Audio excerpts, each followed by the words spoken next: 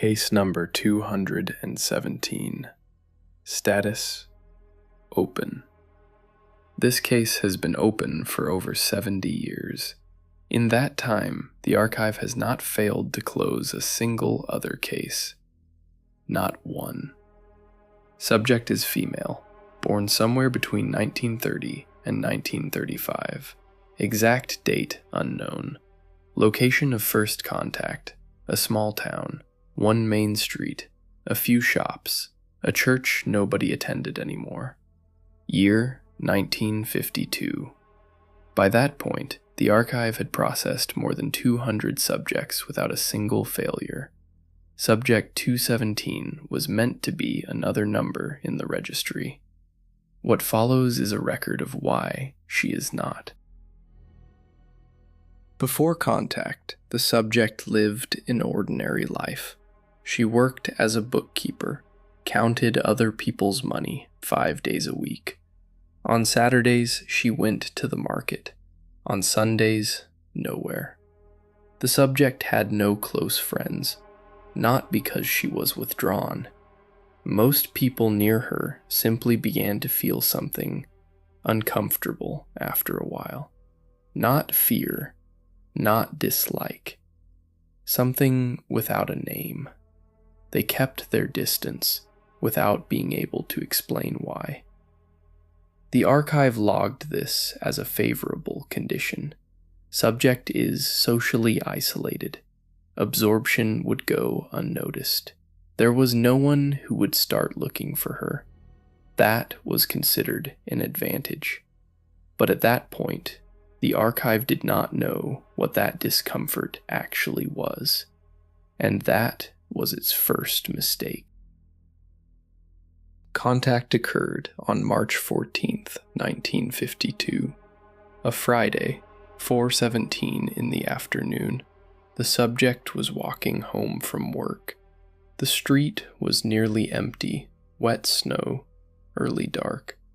She was carrying a paper bag of groceries: bread, canned beans, a bottle of milk.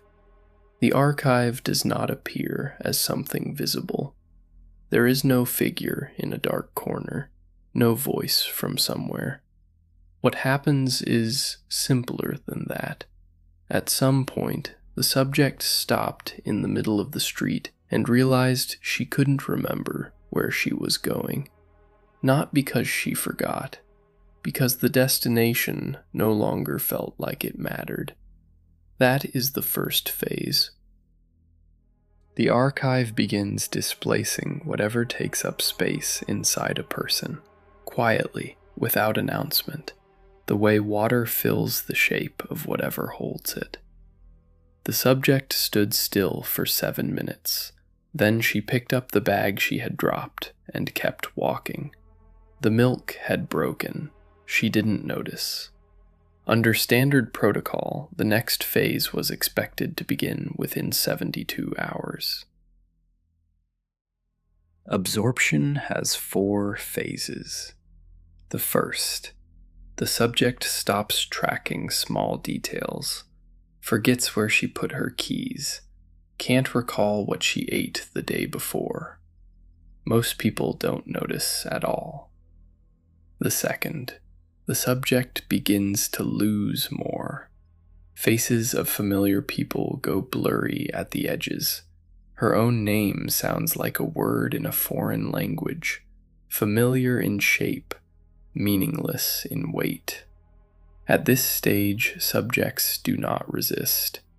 They no longer have the capacity. The archive moves through them quietly, steadily, and when it is done, the shell that remains keeps going to work, keeps buying bread, keeps answering questions. Nobody notices the difference. Subject 217 entered the second phase on schedule, and then something happened that the archive had not recorded in 216 prior cases. On day 11 of the second phase, she started writing. She bought a notebook, grid paper, from a kiosk near her office, and every day She wrote down what was disappearing, what was still there. In plain language, no dramatics, no fear. Like a person who notices their house is flooding and decides, calmly, to measure the water level before doing anything else. Subjects in the second phase do not do this. They do not have the clarity for it. The archive's process depends on a gradual erosion of the very capacity that would allow a person to notice what is being taken. She noticed. The archive does not have a precise explanation for why observation slowed the process. Version 1. Conscious documentation of absorption creates friction. Something in the mechanism requires the subject's unawareness to proceed. Version 2. The subject had a structure of consciousness the protocol was not designed for. Both versions are inconvenient. What the archive can confirm, by day 17 of the second phase, absorption had not progressed. The subject was still there, still writing. And the process had stalled. On the 23rd day, the archive escalated. A person in gray was sent. When a subject shows resistance that cannot be resolved through the standard process, a physical presence is introduced, not to threaten, not to speak, simply to be near, and to complete what the process could not finish on its own. What the archive did not account for, the incomplete absorption had already changed something in the subject, something that had no name in the protocol and no category in the registry. She saw him from the far end of the street, not as a stranger, not as a threat she had to reason through. She saw him the way you see a word in a language you didn't know you had learned, instantly, completely, without being able to explain how. She understood what he was before he had taken 10 steps toward her. She stopped. She stood there, and the archive registered what should have been the final sequence. The presence was close enough. The second phase had already taken enough. There was almost nothing left to hold on to. And then she did something the archive had never recorded. She closed her eyes. She did not run. She did not speak. She simply gathered whatever was left of herself into one point and walked. Not away, not toward anything. She walked through the space between what she had been and what the archive needed her to become, and came out the other side, still herself. By the time he reached the spot where she had been standing, she was gone. The street was empty. The absorption was not completed. She has been moving since 1953. No fixed address, no pattern the archive has been able to map. People in gray have been positioned in every major city on record. None of them have found her. The archive does not use the word failure often. This is the exception.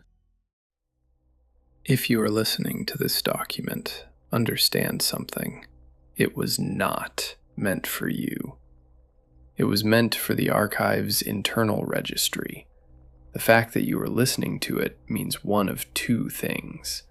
Either someone gave you access deliberately, or you found your way here on your own. And in that case, the question is not what you found. The question is, why you? Subject 217 has been leaving records for over 70 years. Notes in library books, words on the backs of receipts, small things, in places nobody looks. The content is always the same. The threshold is getting closer. and she is warning people. The archive does not know where she is, but the archive knows where you are. If you've noticed that small things are starting to disappear, details you should know, certainties that were just there a moment ago, that is not exhaustion. Case File 217 remains open.